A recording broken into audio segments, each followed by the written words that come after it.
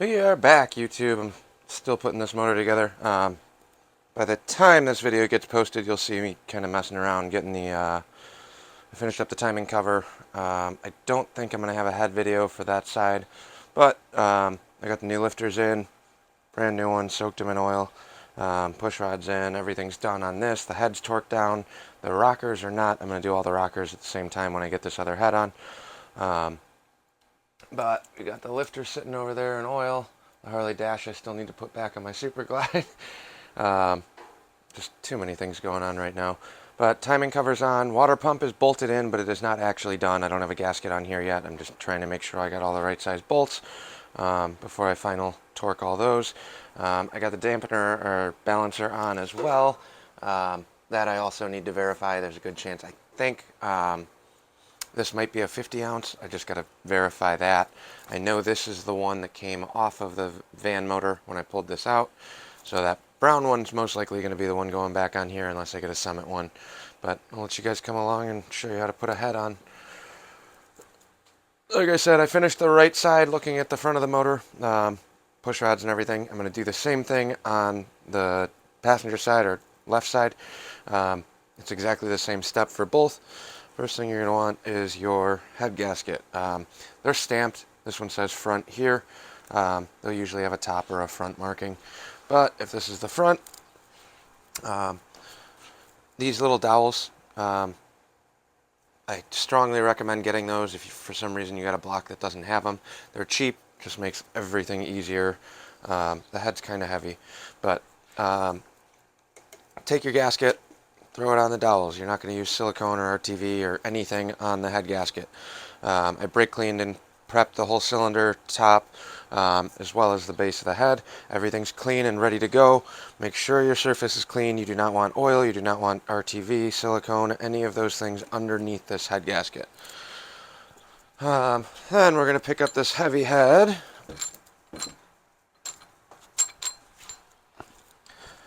And use these dowels for your alignment. You don't try and be precise when you're getting this on here. You don't want to squirm it around or move things a ton of times and distort or tweak that gasket. You want it to be kind of a straight shot going on. But with those dowels in, the head will sit there and kind of rest. I'll rotate this just a little bit.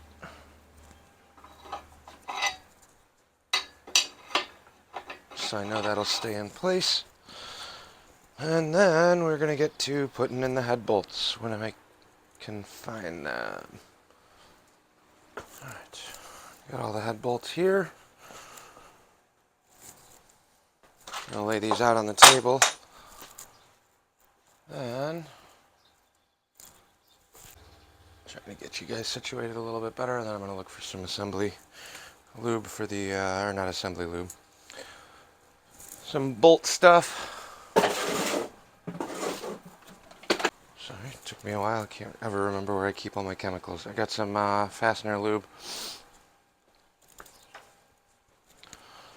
I'm going to throw this on the threads of each of the head bolts. Don't need a lot, just a little bit. When you're doing the Ford head specifically, you got two different size head studs. Or if you use studs, I mean, but two different size head bolts. You got long ones, short ones. Long ones go inside, short ones go outside.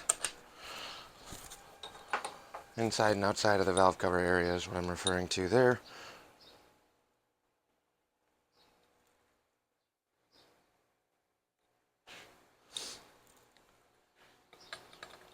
The fastener lube or the assembly hardware lubricant basically just allows you to get a nice cleaner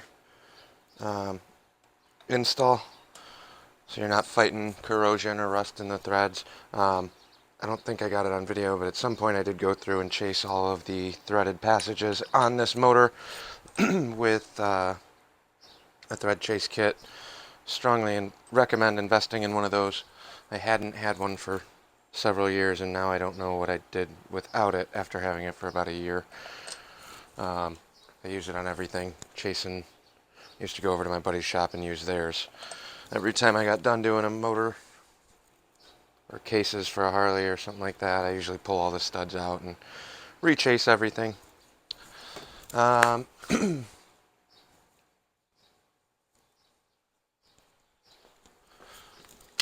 right.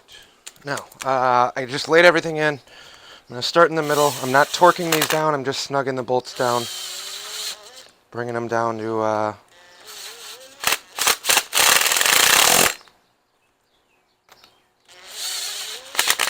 where they want to be.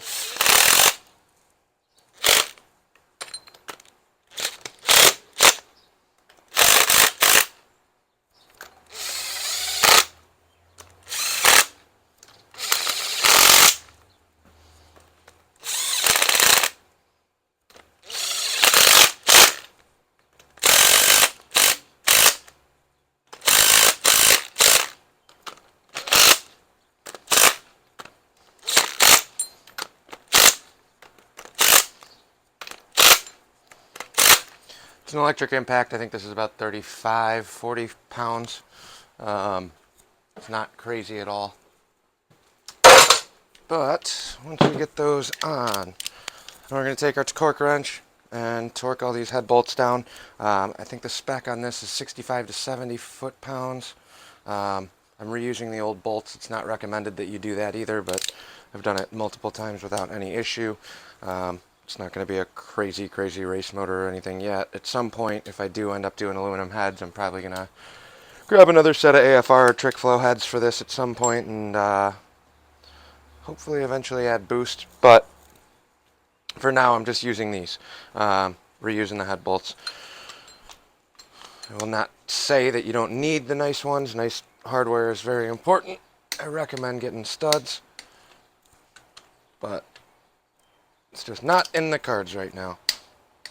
So I got the torque wrench set to 70 pounds. It's kind of that in between. I've heard it everywhere from like 65 to 72. Some people crank them down to about 80. I don't know.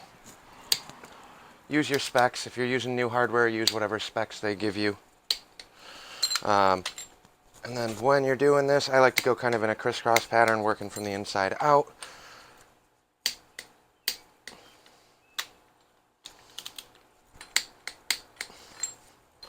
Just to double check and verify.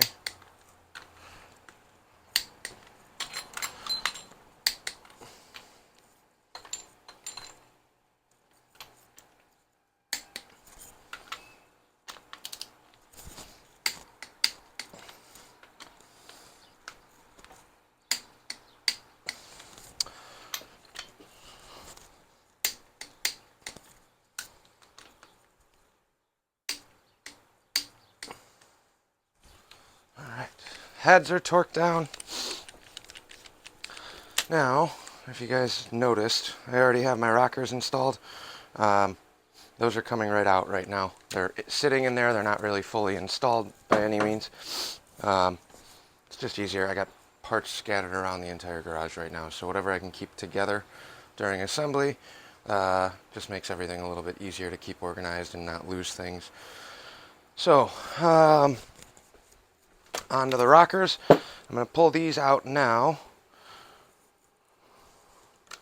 You have two half-inch bolts for each set for your intake and exhaust.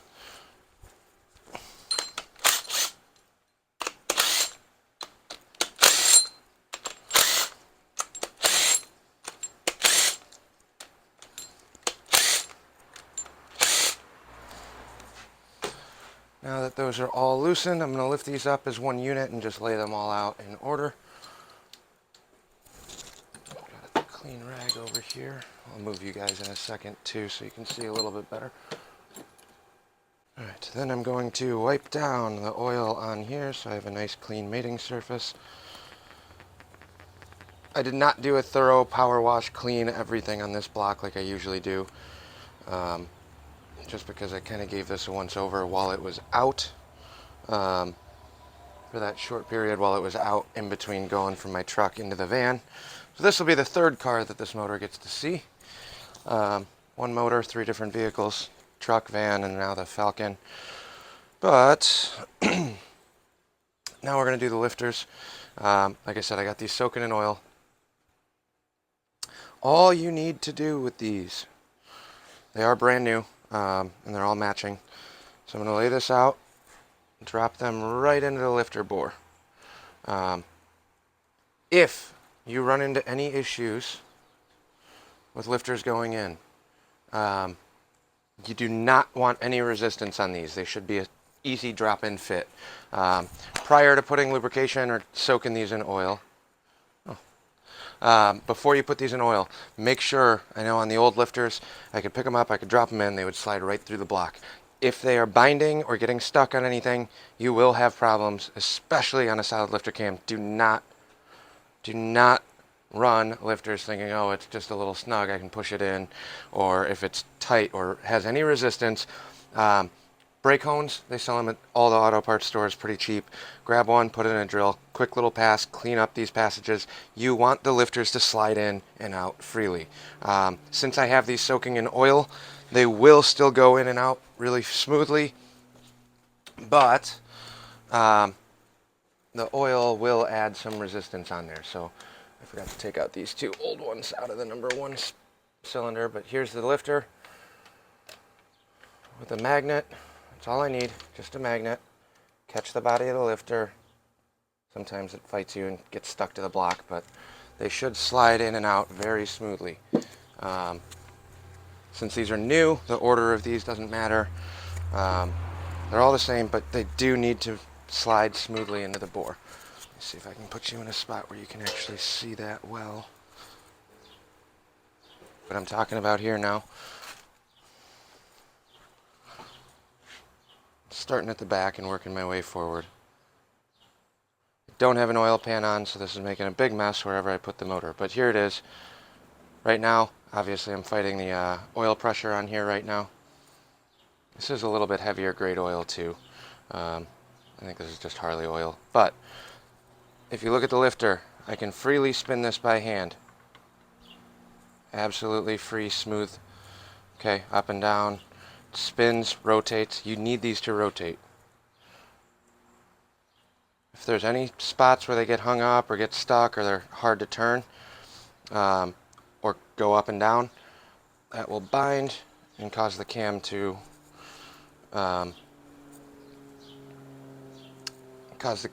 not to free spin along these lifters like they're supposed to.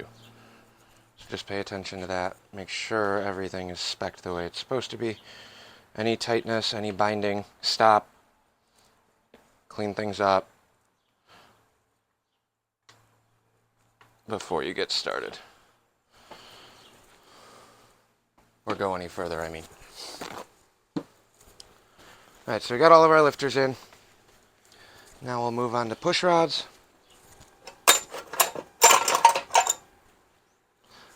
With this cam, I am running stock push rod length. Specifically, when I was looking at different cams, I've never run this, so I honestly have no idea how well this is going to go.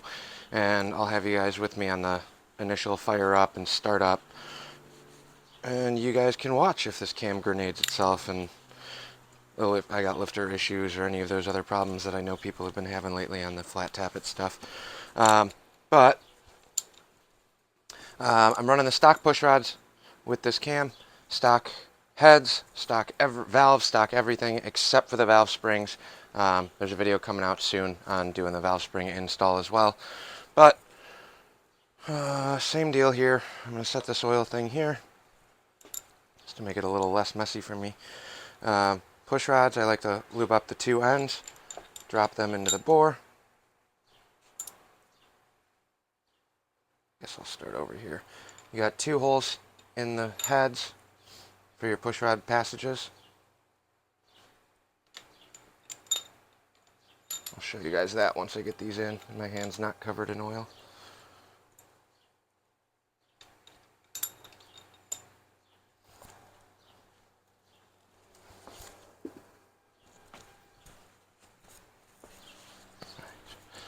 So on the push rods, they ride into the valley, the lifter valley, but you basically have the two holes in the heads that line up with each of the push rods.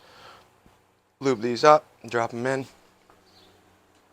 and just make sure that when you're doing this, they land in the push rod, because if you just drop these, Most of the time they'll land in the center because that hole's pretty centered, but do not, make sure they're not sitting like this. If they're sitting like this, you're going to have big, big problems. There's that. I'll bring you guys back over to this side. Now I'm just going to put these in the same way they came out.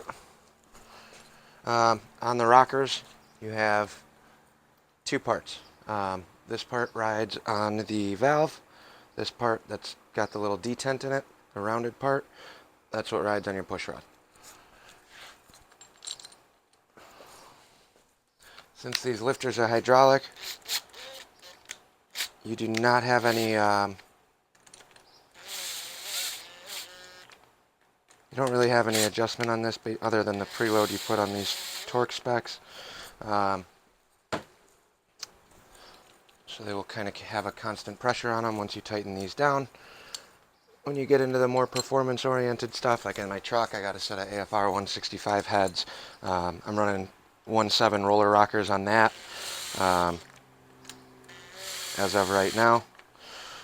Those ones have adjustable push rods. I had to special order different push rods to fit on that build. That's still a stock cam in there too, but it's a daily driver truck, so I'm not trying to go crazy. Just a nice, fun daily driver that gets decent gas mileage. For a heavy pickup, it actually does pretty well. I'm happy with it. I'm doing better than most of my buddies that have newer Silverados or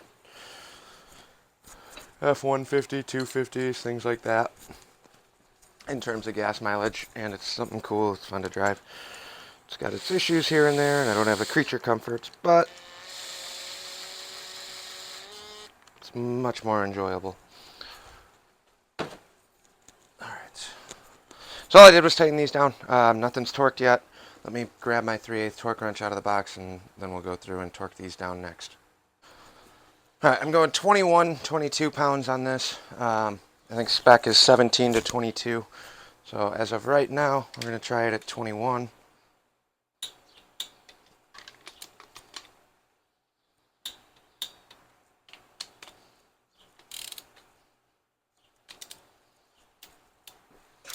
I did zip these down with an impact. I didn't really go till flush, so let me just make sure these are all snug. On these, when the valve is coming up on the push rod, when you go to torque these down, you might be fighting a little bit more tension on the lifter. If the lifters are sitting up at all, as opposed to on the base lobe of the cam.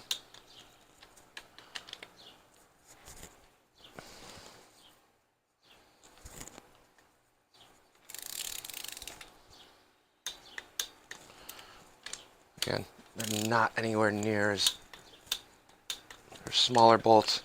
You don't need as much torque as you would on like the main caps or the heads.